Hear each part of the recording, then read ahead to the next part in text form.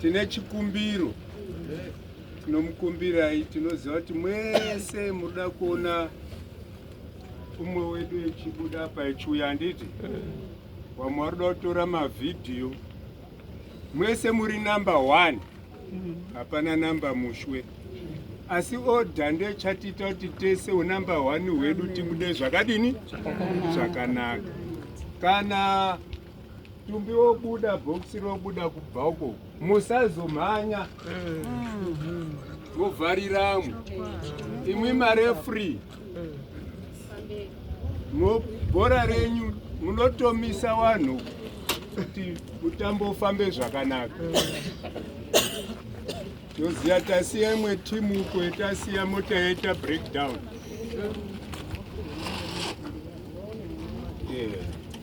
Touyazve ehukama, handiti mai akapfeka chishongo icho cheguta, mwape pakanaka, wanatse kuona zvakanaka.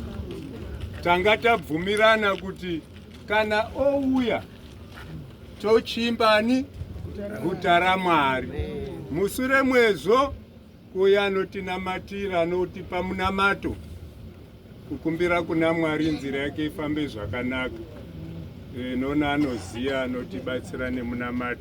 Saka zvese zvemunonga moita tinokumbira ari kuperekedza, anotungamirira mai emufi anga ari pamberi.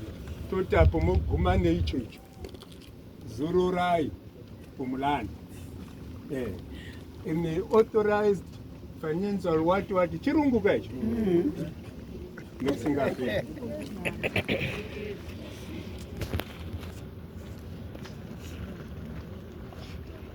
Iye zvino munongoimba chero ngoma, kana wouya ndope munozimba ngoma yeguta raMwari.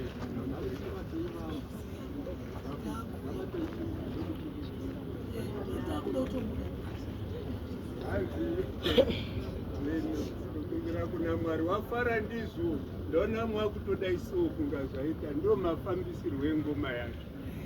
Saka anga ari striker, akadaisawo hamuchambati ko.